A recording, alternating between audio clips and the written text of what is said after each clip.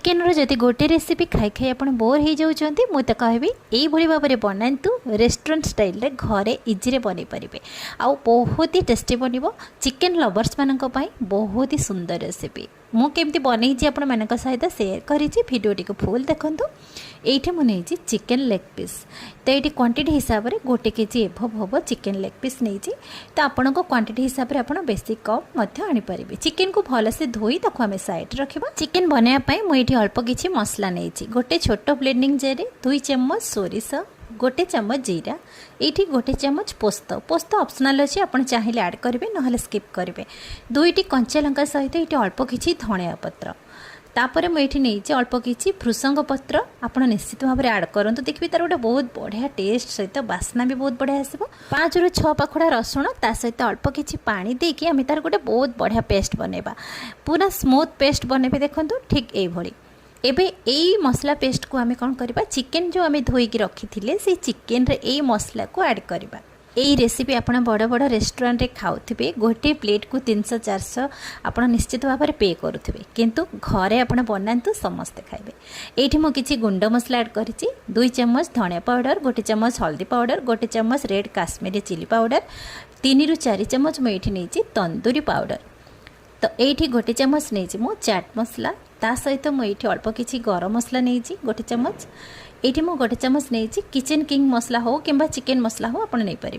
तापर मुझे 1 चम्मच गोलमरीच पाउडर नहीं 2 ରୁ 3 चम्मच मुझे पैकेट पहले अदा रसुण पेस्ट नहीं आप फ्रेश अदा रसुण पेस्ट नहीं पारे। तापर मु 2 चम्मच पिज्जा सॉस नहीं ये स्वाद अनुसार मुझे लुण नहीं 1 चम्मच धनिया पान मधुरी जीरा को टिके हल्का भाजिकी गुंड करके नहीं 1 चम्मच कस्तूरी मेथी पाउडर नहीं आउ 1 चम्मच ये लेंबू रस। ये 1 कप दही। दही को मुझे छांकी देती जेहेतु तार एक्सट्रा पानी बाहर जावाई। तो तापर मुझे 1 चम्मच कॉर्नफ्लोर नहीं ऑप्शनल अच्छी आप चाहिए ऐड करेंगे ना स्किप करेंगे। एतिके मसला देकी आम कौन करवा चिकेन को भल से मिक्स करवा। ये कंटिन्यू 5 ରୁ 6 मिनिट पर्यंत आप भल से चिकेन को यही मसला सहित आप मिक्स करेंगे। एतिकी मसला आज आम बनवा आउ किसी भी मसला ए ऐड करवानी। एतिकी गुंड मसला भितर आपण पाखे जदि जोटा ना ताहले आपण सेटा स्किप करके बनै पारे। तो ये भाव में भल से चिकेन को मसला सहित मिक्स करके आम ताको अध घंटे किंबा 15-20 मिनिट ताको आम रेस्ट दवा को छाड़ीदे। आप चाहिए फ्रिज में रखिपारे किंबा एमती बाहर कभर करके रखिपारे।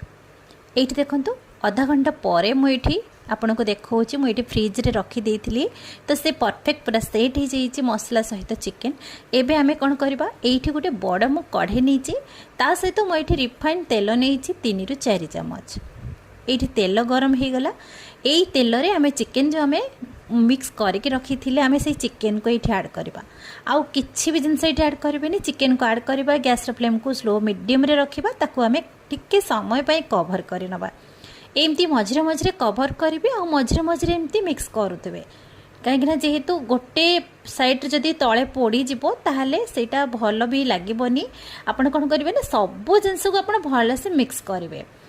तो एपट सेपट मिक्स कर सारापर पुणी मझिरे मझिरे आप कवर करके 3 ରୁ 4 मिनिट पर्यंत छाड़ी दौथे सीझापी कहीं जेहेतु चिकेन लेग पीस बहुत बड़ बड़ अच्छी तो से सीझापी टाइम लगे। आपड़ चेष्टा करेंगे जदि छोट छोट पीसेस जदि चिकेन आणुचंती ताहले बहुत जल्दी बनीज। जदि आपण माने सुखा सुखा जदि न बनवा चाहूँगी ताहले यही प्रोसेस रे आपण ग्रेवी बनै पारे। आउ किछि भी मसला एथे ऐड करबिनी। एई भली भाव में आपण ग्रेवी हो किंबा कषा हो चिकेन कषा बनै पारे। देखिए तार गोटे बहुत बढ़िया बास्ना सहित टेस्ट भी भल गोटे यूनिक आसो जेमिति बड़ बड़ रेस्टोरेंट बनाते ठीक सेमती। तो ये भल से मिक्स कर सारापर ताको आम एमती कभर करनबा मझिरे मझिरे। ये मु 5 ରୁ 6 मिनिट कभर कर देइथिली। तो ये चिकेन पूरा सुखिला हो जाइए और परफेक्ट आमरे सिझी भी जाइए। तो एबे आमे पैन चेंज करबा। एठी मु आउ गोटे छोट कढ़ाई नहीं से मुझे 3 ରୁ 4 चम्मच बटर। यही रेसिपी रे आपण बटर निश्चित भाव में ऐड करंतु तार रेस्टोरेंट स्टाइल जमी टेस्ट आसो सेमती ही आसो। तापर मुझे 2 चम्मच कटा रसुण नहीं ये मु 3 ରୁ 4 चम्मच अल्प किसी पियाज नहीं जस्ट टिके छुंक दवापाई कहीं टिके छुंक नदेले ये रेसिपीटा भल लगे। तो रसुण पियाज छुंक दे सारापर आम जो चिकेन को आम भाजिकी रखी ना से चिकेन को ये ऐड करवा। गोटे पैन तो हो पारनि जेहेतु टिके पैन टाक चेंज करा पड़ो तो से आपड़ टे चेष्टा करेंगे दुईटी पैन नापी कि चिकेन भजा को गोटे प्लेट रे काढ़ीदेवे से पैन को परिष्कार करके आप बन पारे। ये 2 ରୁ 3 मिनिट चिकेन को भलसे मिक्स करेंगे।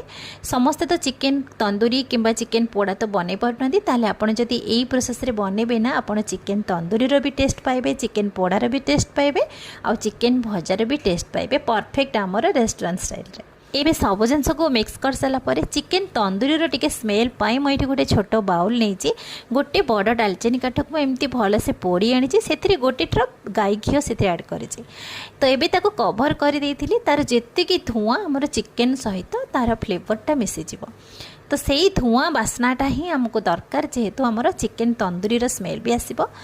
तो ये हमें अल्प किसी धनिया पत्र आउ गोटे चमच चाट मसला देकी मुझे भल से पुणी मिक्स करदेली। तार चिकेन तंदूरी भी बास्ना भी रहिला, चिकेन पोड़ार भी बास्ना रहिला आउ बटर चिकेन भी बास्ना रहिला तार गोटे बहुत बढ़िया चटपटा टेस्ट आसब। तो एमती सब जिनस को भल से मिक्स कर सारिकी ताकू आम एबे गैस फ्लेम को बंद करदेबा। ये देखो पूरा आमर चिकेन सुखा सुखा हो जाइए जेतिकी मसला चिकेन सहित भी मिसी जाइए एक्स्ट्रा मसला भी किसी भी रही देखो तो परफेक्ट आमर गोटा गोटा रही। एबे आमे चिकेन को सर्व करवा। आपण ये भाव में घरे इजी बनइबे देखिले ना किसी भी परिश्रम ना घरे थिबा जिनस ही बहुत इजी बनला आउ यूनिक भी बनला। यही रेसिपी आप बड़ बड़ रेस्टोरेंट को जातु निहाती गोटे प्लेट को 300-400 आप निश्चित भाव में पेमेंट दौथे। तो ये मुझे गोटे चमच लेंबू रस आड कर चटपटा टेस्ट देखिए बहुत ही बढ़िया टेस्ट आसब। आग को छाड़ खाई आसूची आप निश्चित भाव में एमती घरे बनातु समस्त को खुआतु निजे खातु। केमिति लागिला यही रेस्टोरेंट स्टाइल रे घरे थिबा बिना तंदूरी रे आमे चिकेन पोड़ा कहि पारंती, चिकेन तंदूरी कहि पारंती किंबा चिकेन भजा भी कहि पारंती। रेस्टोरेंट स्टाइल रे चिकेन रेसिपी आपण मानकु जदि पसंद आसीथिबो बिंदुरोसई चैनल के सब्सक्राइब करिवे, लाइक शेयर कमेंट करबा को जमा बोलिबेनी। पुणी देखा नुआ वीडियो रे से पर्यंत नमस्कार।